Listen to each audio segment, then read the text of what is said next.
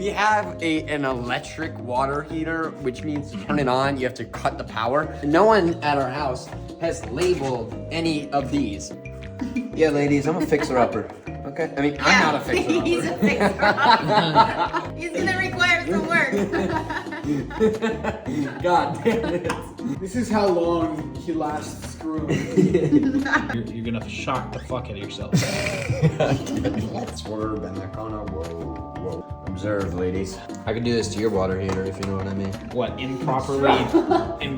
Struggles to get it hot. Yeah. How long did you keep the hot water on for?